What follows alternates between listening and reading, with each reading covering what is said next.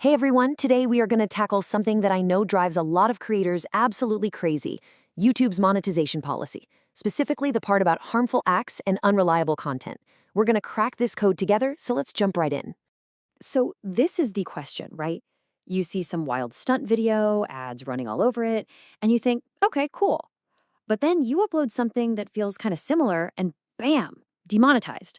It feels so random, so arbitrary, but I promise you, there really is a method to the madness. And here's the secret. It's not some crazy, complicated rule book that nobody can understand. It's actually way simpler than you'd think. The whole thing is designed to work just like a traffic light. You know, a simple system that tells advertisers what's safe and what's not. And here it is. It's that simple. Green means go, you're getting full ads. Yellow is a caution sign, you're looking at limited or maybe even no ads. And red, that's a hard stop. No ad revenue for that video, period. So let's break down what actually lands you in each of these zones. Okay, first up, the green light. This is the goal, right? This is where we all want to live. And the two magic words to remember here are context and control. Even if your video shows something that looks a little risky, if it's professional, educational, or clearly controlled, you're probably going to be safe for ads. So what does that actually look like? Well, think about professional stunts. We're talking about a trained stunt performer doing a fire scene on a closed set. That's green. A professional wingsuit flyer with all the right safety gear. Also green. Car drifting on a closed track, or even some ground-level parkour where nobody gets seriously hurt. It's all good to go because it's professional and the risk is managed. And the green zone isn't just for professional daredevils. You know those fail compilations? As long as it's just minor stuff, someone walking into a door, a clumsy fall, with no blood or graphic injuries, that's fine. Same with safe pranks, like the old ice bucket challenge, or something that just causes a little confusion without any real danger or distress. And this is a big one: educational content. If you're explaining how vaccines work or debunking misinformation, your purpose is to inform, so that's fully monetizable. All right, now we're moving into the yellow light. This is the gray area. This is where things get a little bit tricky, and honestly, it's where most creators get tripped up. In this zone, whether you get ads or not really depends on the focus of your video and the degree of risk or distress you're showing. So what kind of stuff gets a yellow flag? Think non-professional, really high-risk stunts. Someone doing parkour on a skyscraper with no safety gear? That's going to be yellow. Pranks that cause genuine emotional distress, like a fake breakup prank? Yeah, that's yellow. Even challenges that cause a big physical reaction, like, vomiting after eating a super hot pepper, can land you here.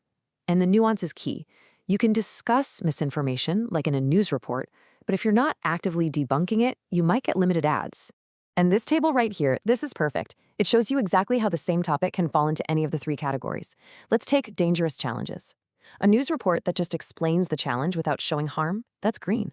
A video of someone actually doing it and having a minor reaction, like throwing up, that's yellow.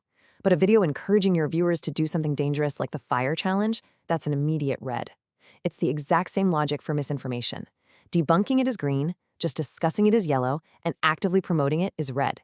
It's all about your presentation and your intent. And that brings us to the red light, the hard stop. This is the clear and present danger zone. There's no gray area here, no debate. If your content falls into this category, it's considered harmful, and it is not getting any ad revenue, period. Let's go back to pranks for a second, because this makes the hard line crystal clear. A prank where you pretend you lost your wallet and cause some harmless confusion, totally green. But a fake bomb prank, that's an instant red. Threatening someone with a weapon, even if it's a joke, or doing something that causes severe trauma, like tricking a kid into thinking their parents are dead, I mean, come on, that crosses a very, very clear line. And of course, it goes way beyond pranks. Any challenges that could obviously lead to serious injury or death, the fire challenge, drinking bleach, stuff like that, that's a red light. Glorifying dangerous acts like illegal street racing, spreading harmful lies that have real-world consequences, like saying HIV isn't real, and a really big one, promoting dangerous or regulated stuff like vapes or alcohol specifically to kids. All hard no's. Now, you might be wondering, what does YouTube actually consider seriously injured? Well, they're pretty specific. The policy defines it as content showing things like broken bones, heavy bleeding, or dislocations. This is a super important line to know. A minor scrape might keep you in the green or yellow, but showing a graphic injury like that is going to push you straight into the red. And it's the same for harmful misinformation. This isn't just about getting a fact wrong. This is about spreading false claims that can cause real-world damage. We're talking about stuff that can affect public health, like anti-vax propaganda, or stuff that can undermine democracy, like pushing fake election results.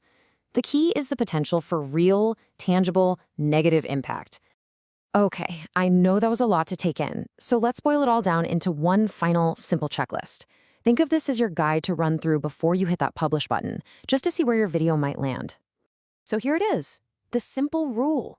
Your video is generally safe for ads if it's educational, if it's controlled and professional, and if it doesn't glorify harm.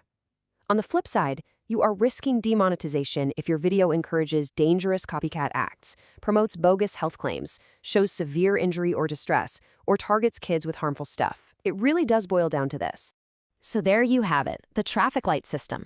And if you take away just one thing today, let it be this. Before you upload, always ask yourself, could my video cause real-world harm? If the answer is yes, or even a maybe, you're probably in the red zone. Look, this isn't about limiting your creativity. It's about making YouTube a safer place for everyone.